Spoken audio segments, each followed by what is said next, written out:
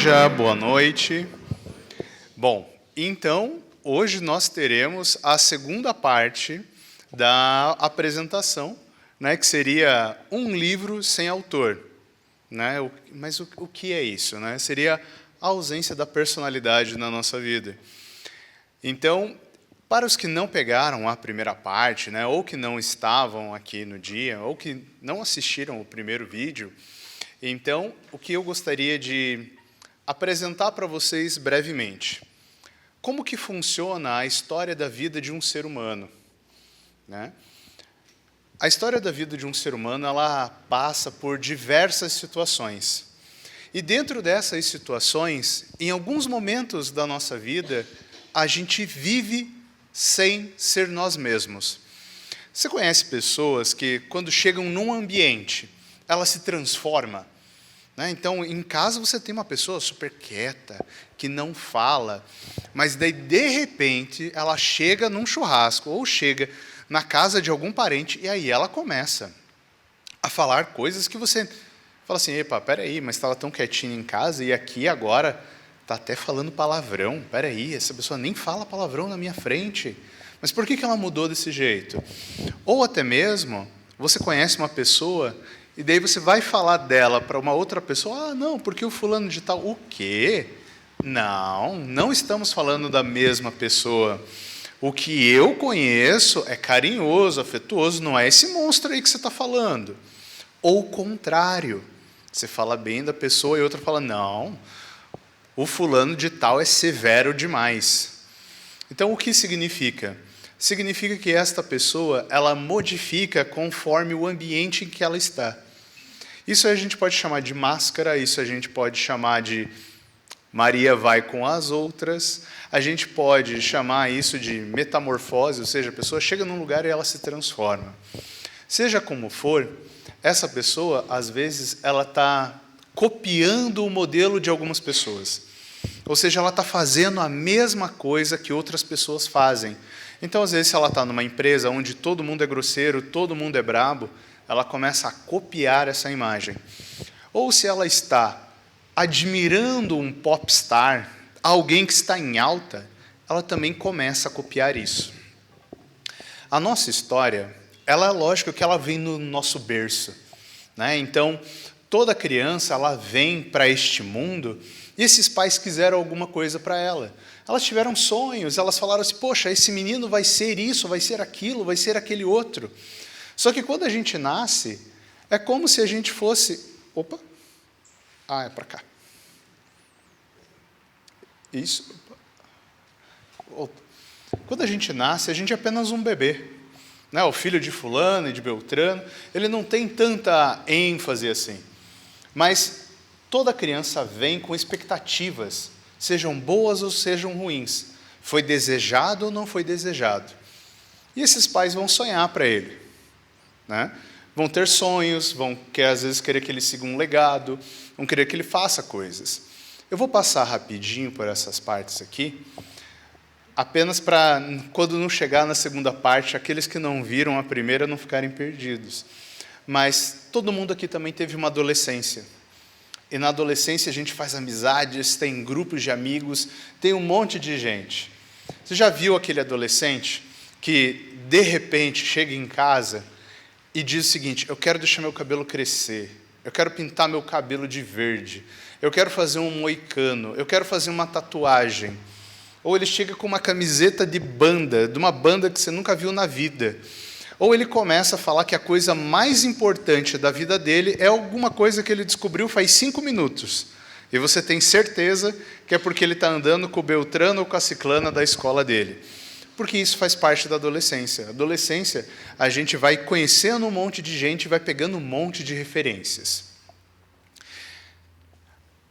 O que a palavra nos diz? Lá em 1 Coríntios, diz o seguinte, né? Eu vou aqui ler com vocês. Quando eu era menino, pensava como menino e raciocinava como menino. Mas quando me tornei homem, deixei para trás as coisas de menino. Aqui o apóstolo Paulo, ele vive numa época onde não existe adolescência. Você ou é criança ou você é adulto. Você chegou numa certa fase, você se torna um adulto. E a partir de então, você tem que amadurecer. Veja que é um salto muito grande. Num dia você está ali brincando, no outro dia você já está conhecendo sua esposa. É uma coisa assim, é um salto muito grande. Só que naquela época fazia bastante sentido. Hoje em dia a gente tem uma adolescência de 15 anos, ou seja, tem pessoas com quase 30 anos com comportamento de adolescente. Mas tenta imaginar o seguinte.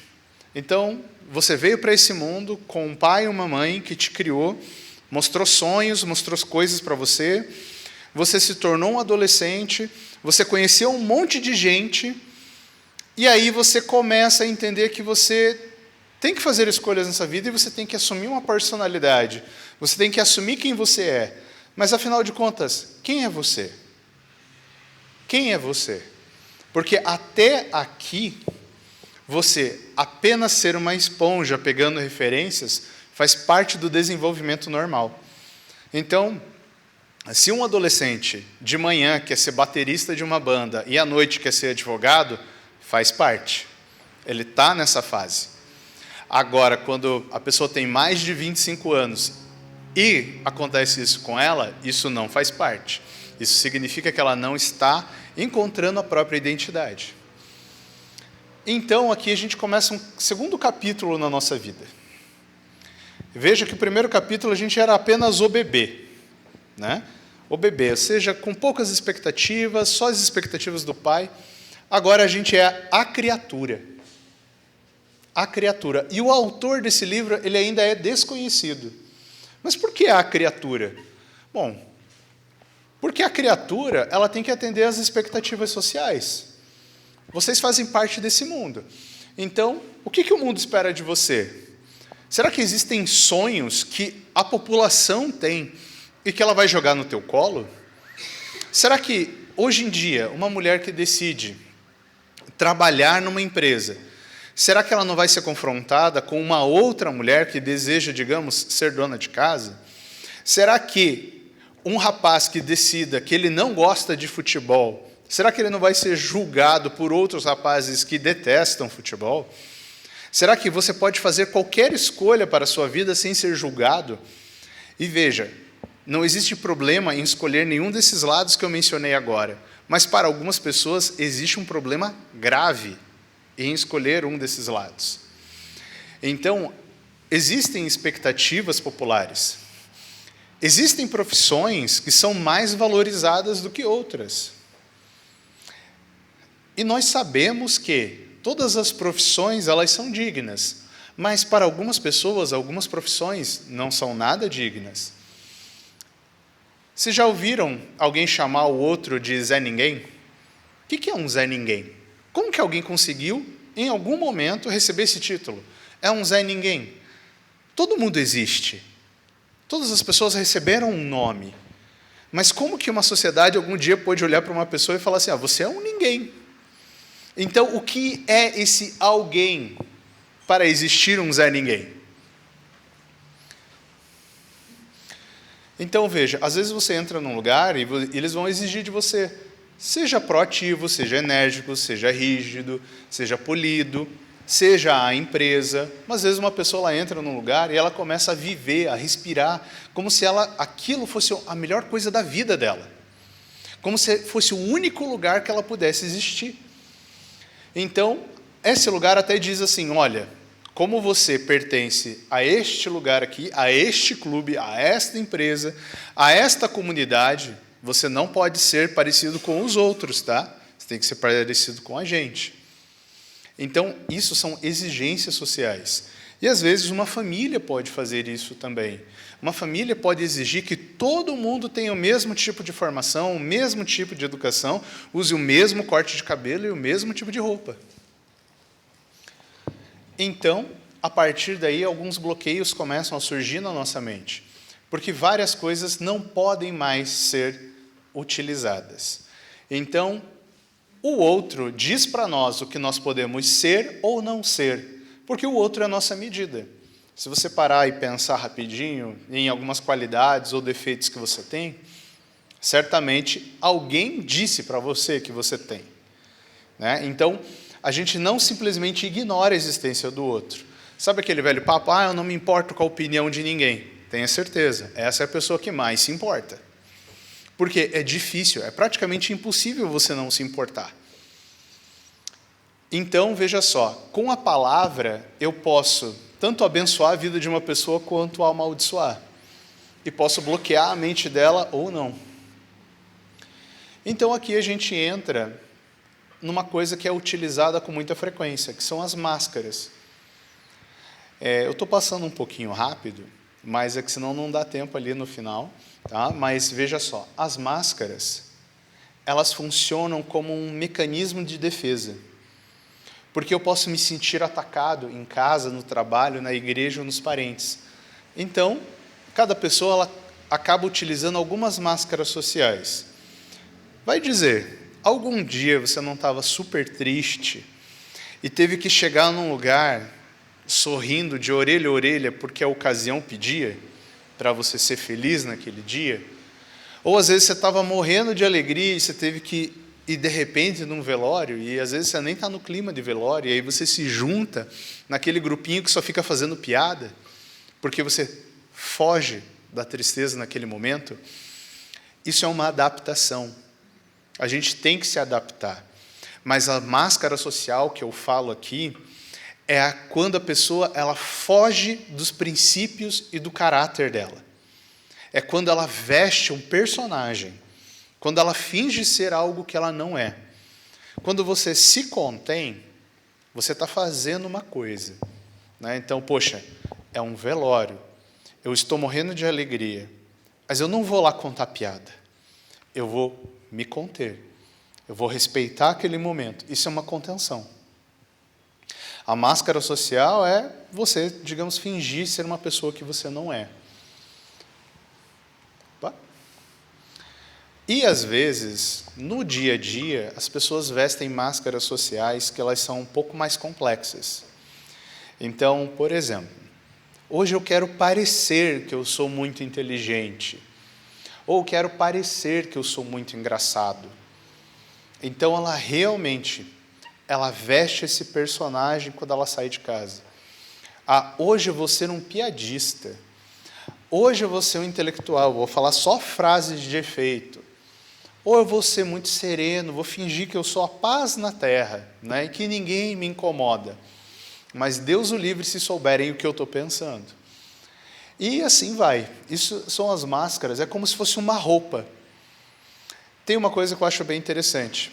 A vestimenta de uma pessoa, muitas vezes, ajuda ela a compor o personagem. Então, às vezes, a pessoa ela não sabe muito bem interpretar, mas sabe se vestir como o personagem que ela quer.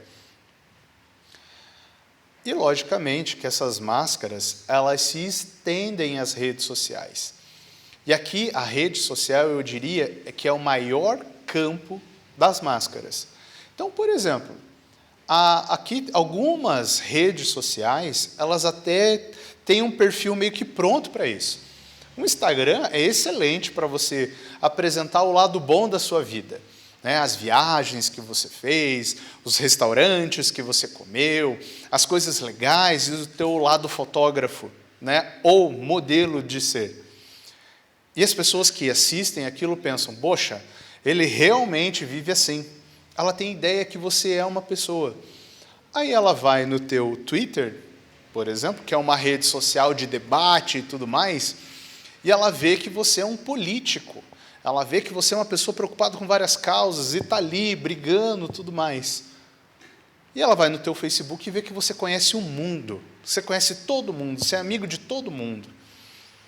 Só que daí o que acontece? Muitas vezes essa pessoa, ela é tímida, ela fica em casa, só que ela transmite para o mundo como se ela estivesse voando, fazendo várias coisas. Ou até mesmo, a pessoa se promove de outras maneiras para que elas pensem que ela é uma pessoa muito boazinha, muito gentil, muito caridosa com os outros, mas, na verdade, ela está tirando vantagem de outras maneiras. Agora, o que é o pior de tudo? O pior de tudo é quando uma pessoa admira um influencer. É quando uma pessoa tenta copiar um político ou alguém que está em destaque na mídia. Vocês já pararam para pensar que, muitas vezes, um ídolo midiático, ele está fingindo ser alguém?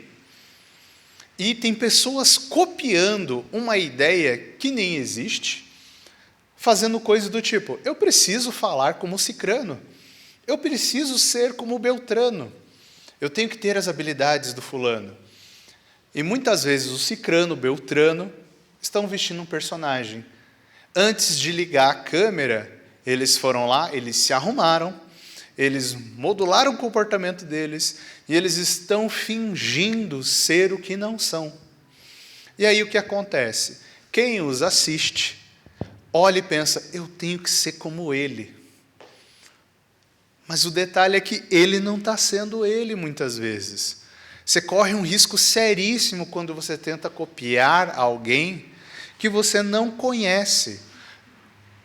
Ou seja, se você não sabe quem é realmente aquela pessoa, você não tem garantias de que ela está sendo ela mesma.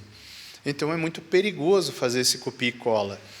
Ou seja, se você é muito fã de alguém, mas muito fã de alguém, que não seja Jesus Cristo, tenha certeza, você corre um sério risco de se dar mal.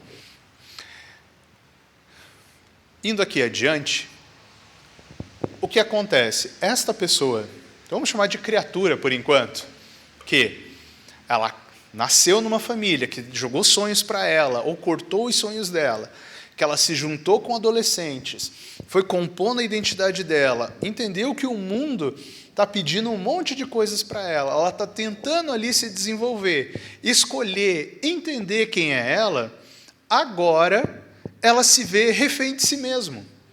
Porque ela até tenta, em alguns momentos, ser diferentes, mas ela não sabe como sonhar diferente. Eu vou dar um exemplo para vocês. Há mais ou menos uns 20 anos atrás, era um sonho popular aqui em Curitiba ter uma casa na praia. As pessoas falavam muito assim, nossa, eu preciso ter uma casa na praia. Quem tem uma casa na praia conseguiu o mundo. Era uma coisa muito bacana ter uma casa na praia. Se você perguntar para a geração de hoje, eles vão dizer o seguinte, mas para que eu vou gastar dinheiro com uma casa na praia? Se eu pego um Airbnb, eu vou para a praia que eu quiser. Se eu pegar uma casa na praia aqui em Ipanema, eu vou ter que ficar indo para Ipanema para o resto da minha vida, e as outras praias eu não vou conhecer. O detalhe é, que quando a gente tenta atender a sonhos populares, os sonhos populares eles mudam, conforme o tempo passa. Se você não conseguir escolher, fazer as suas próprias escolhas, você vai ficar refém da moda da época. Ou seja, o que é muito legal agora, daqui a pouco pode mudar e não ser mais legal. Veja a questão da moda, por exemplo. A moda ela é cíclica. Tem uma hora que as pessoas estão, sei lá, usando um tipo de roupa, um tipo de calça. Aí aquilo, dali a pouco, se torna considerado pelas pessoas, ridículo, cafona. Passa-se 20 anos, começa todo mundo a usar de volta. Né?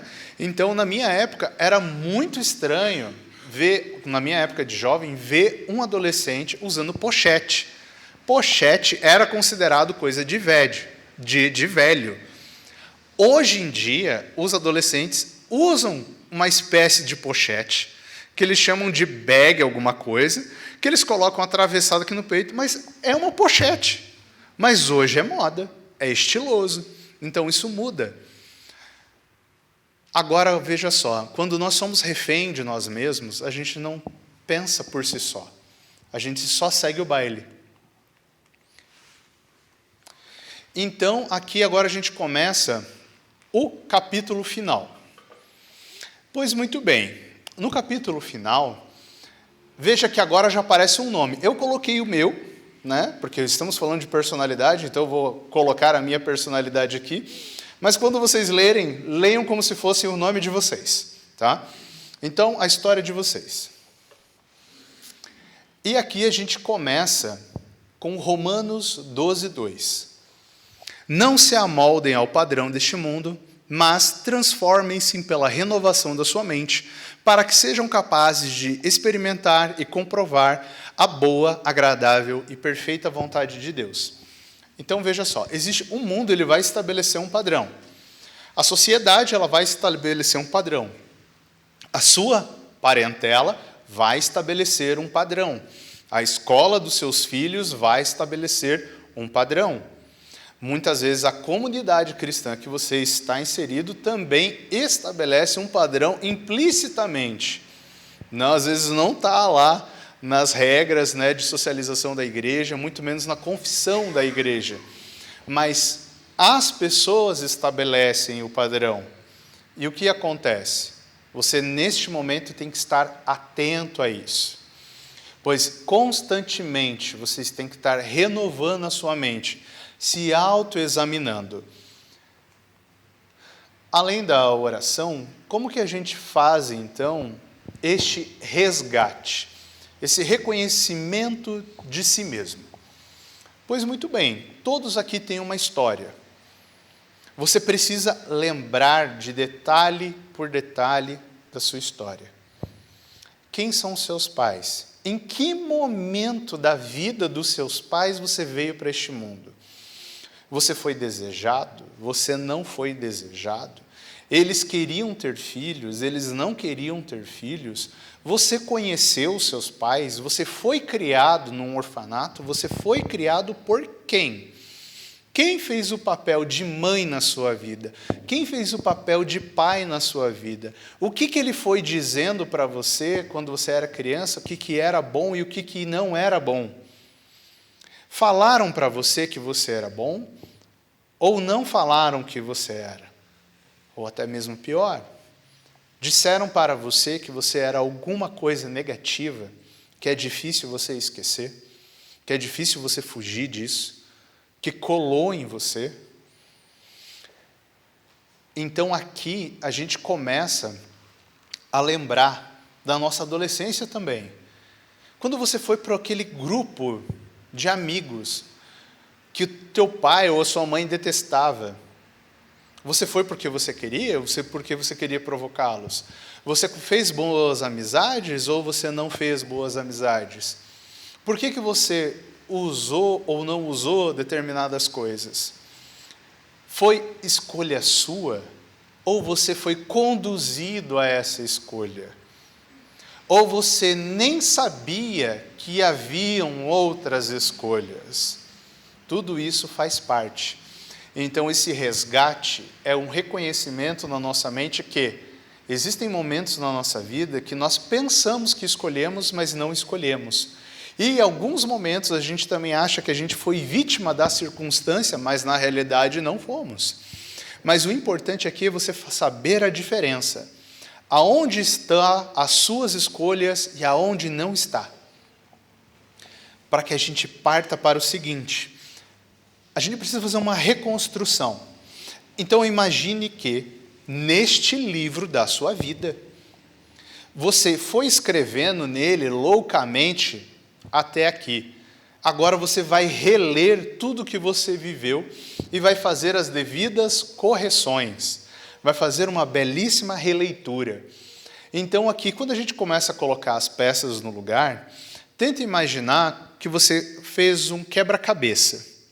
Estendeu ele numa mesa e você começa a ver assim, peraí, tem umas pecinhas aqui nesse quebra-cabeça que não é minha não.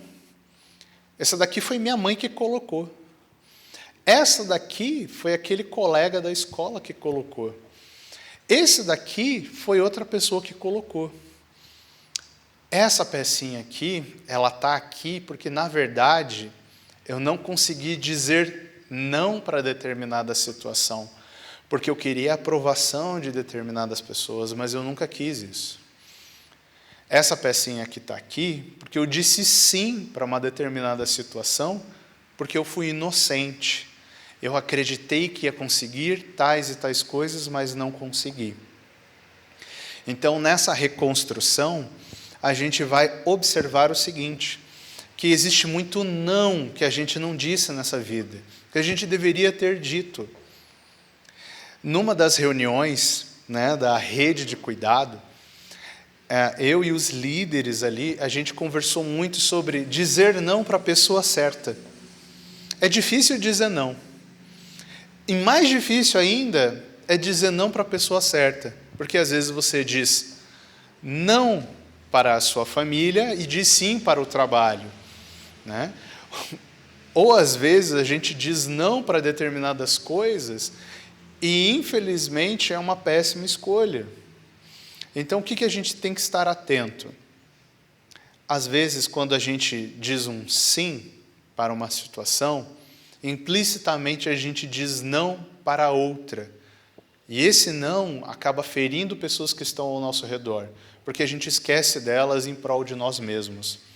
E muitas vezes a gente também deixa de dizer não para algumas situações e a gente acaba se complicando. Então, dizer sim ou não, por mais simples que seja, é muito importante. Então, nessa reconstrução, comece a entender o que veio para a sua vida, mas não deveria ter vindo.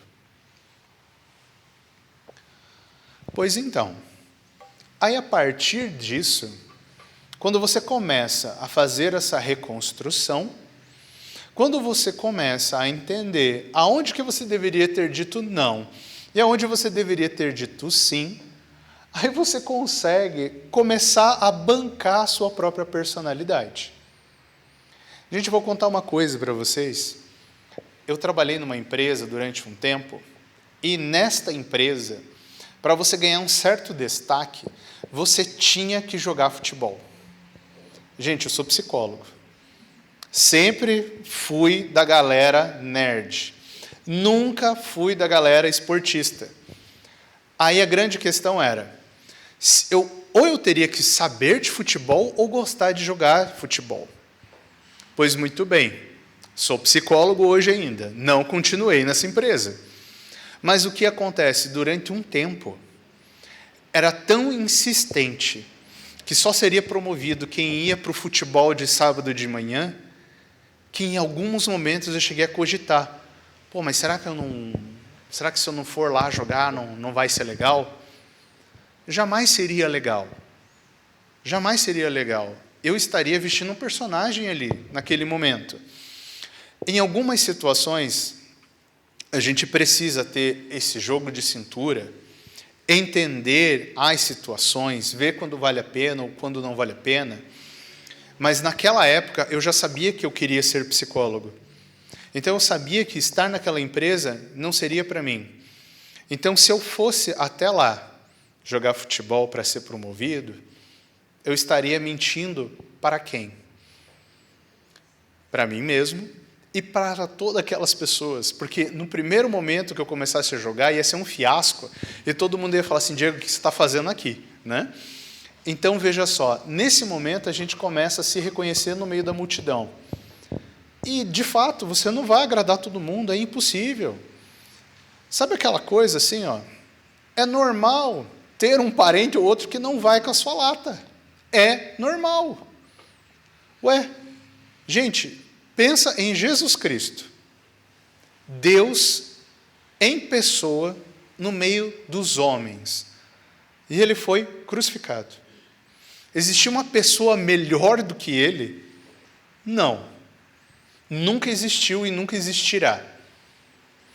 Se você parar para pensar, às vezes, somente por você gostar de uma coisa ou outra, uma outra pessoa não vai querer nem te ouvir, nem te dar a oportunidade.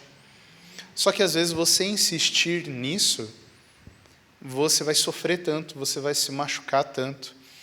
Então, às vezes, você tem que entender que, em alguns momentos, você não vai agradar todo mundo. E isso faz parte da vida.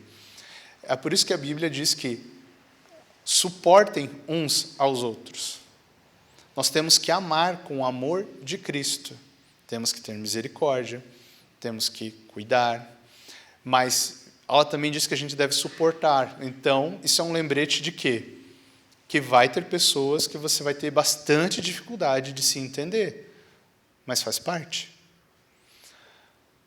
Indo aqui adiante,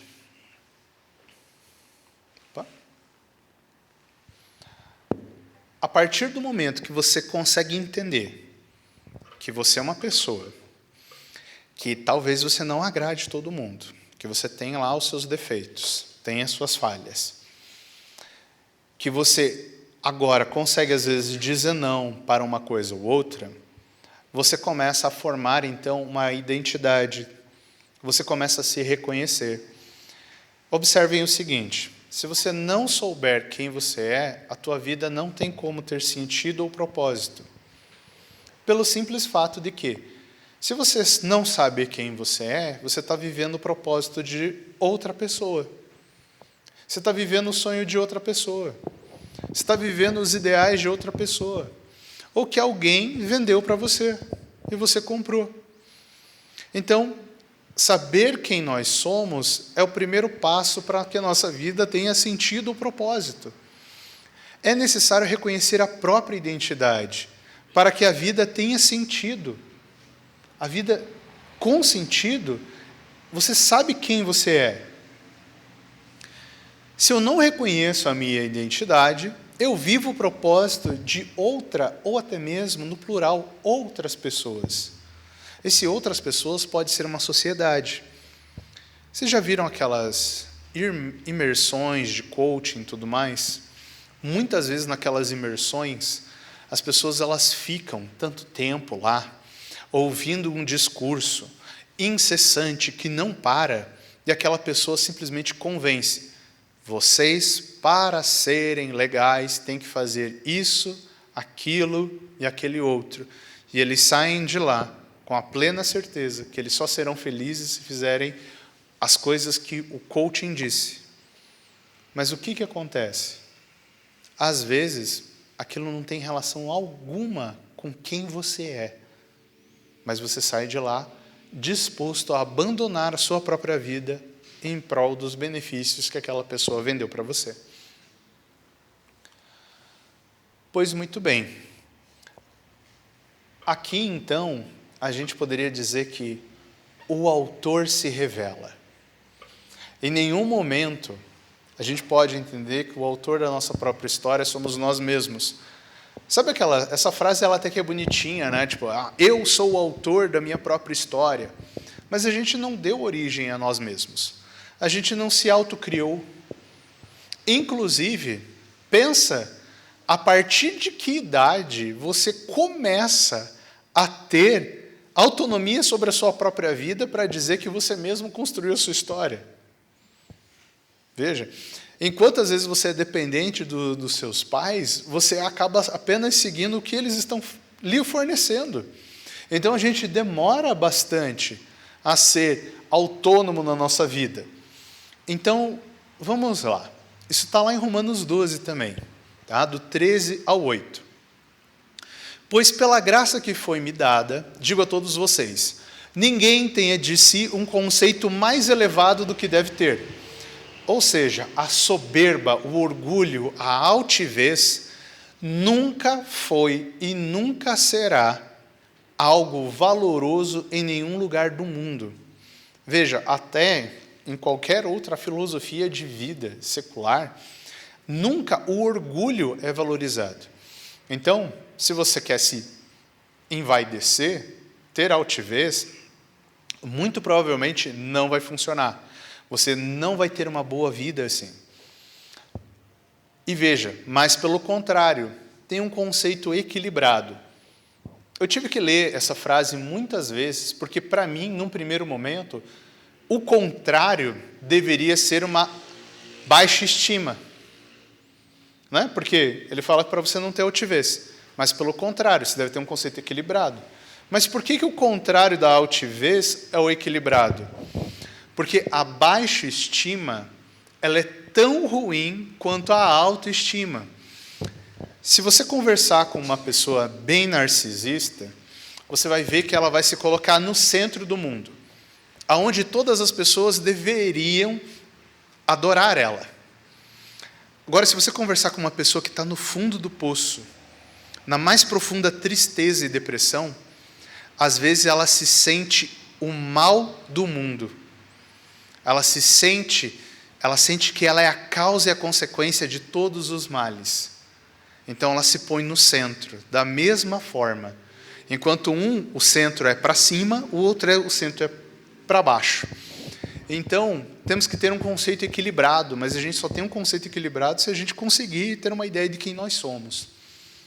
Assim como cada um de nós tem um corpo com muitos membros, e membros não exercem todas as mesmas funções, assim também, em Cristo, nós, que somos muitos, formamos um corpo, e cada membro está ligado a todos os outros. Todos nós temos funções, temos habilidades, temos um perfil. Se você parar para pensar, não existe absolutamente ninguém perfeitamente igual a você. Ninguém tem a mesma identidade que você. Ninguém disse as mesmas palavras que você durante a vida e nem, ao menos, chegou a ter metade das suas experiências igual. Nem um irmão gêmeo é igual. Você pode ter sido criado na mesma casa que o seu irmão e ele ter uma educação completamente diferente da tua. Você é exclusivo. Às vezes a gente pensa assim, Diego, mas será que ser exclusivo não significa que eu devo me achar? Não, porque o seu colega do lado também é. E isso torna vocês iguais, em um sentido de equivalência. Veja, às vezes a gente pensa assim, não, mas eu sou especial. Sim, se você é especial, seu irmão do lado também. Segura o seu ego aí, né? Então, o que acontece? Temos diferentes dons, de acordo com a graça que nos foi dada. Se alguém tem o dom de profetizar, que o use na proporção da sua fé. Se seu dom é servir, sirva.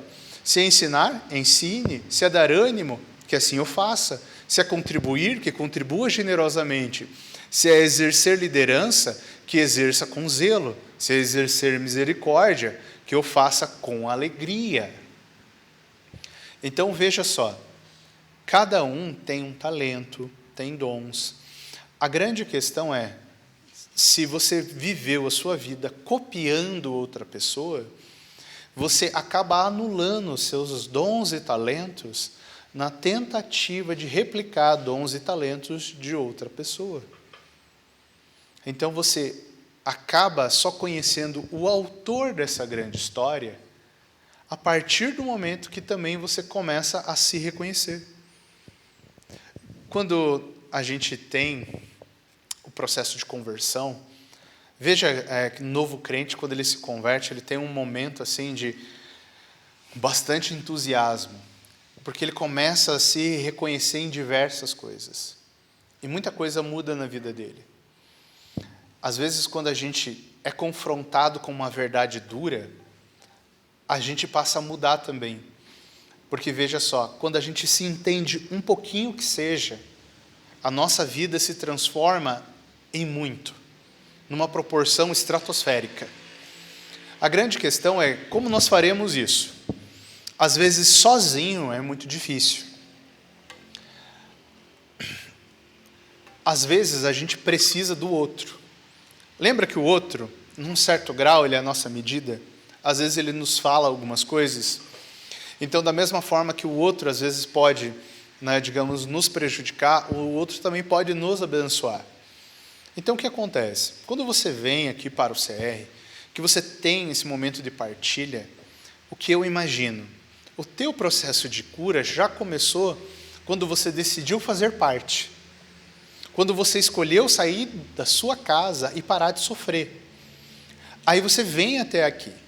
Você tem o teu momento de partilha. E este momento de partilha, quando você abre o seu coração, você vai falar as verdades que estão ali. Então veja, hoje, uma noite fria e chuvosa, você saiu da sua casa para falar das suas angústias. Isso sim é um processo de cura. Isso sim é um enfrentamento. Não desperdiça esse momento de forma alguma. Esse momento ele traz muitas verdades sobre você. E uma das verdades é que você está num combate. E às vezes esse combate é contra si mesmo. Então o que acontece? A gente tem, como o Edinaldo falou, aqui na nossa igreja, uma rede de cuidado. E ela tem várias formas. né? Então, existe a Policlínica, que são dos psicólogos, existe aqui, Celebrando a Restauração, e existem vários outros ministérios. A questão é, você pode procurar por cada uma dessas coisas para promover essa cura em si mesmo. Então, conhecer o autor da sua história e dar um nome ao bebê ou à criatura do seu livro é uma mudança extraordinária. Então, meus caros irmãos e irmãs, hoje vocês podem dizer o seguinte, e eu acho que essa frase de vocês aqui do CR, ela é maravilhosa porque ela é uma frase de confirmação de identidade. Sabe quando vocês falam assim, opa, só deixa eu voltar aqui. Quem é você? Eu sou Diego, um filho amado de Deus. Vocês, quando vêm aqui, eu sempre presto atenção nisso, que vocês falam isso. Eu sou Edinaldo, um filho amado de Deus. Ou sou fulano, sou um filho amado de Deus. Ou sou fulana, uma filha amada de Deus. Então, esse é um reconhecimento da identidade de vocês. Então, meus caros irmãos, é isso. Que Deus os abençoe. Muito obrigado.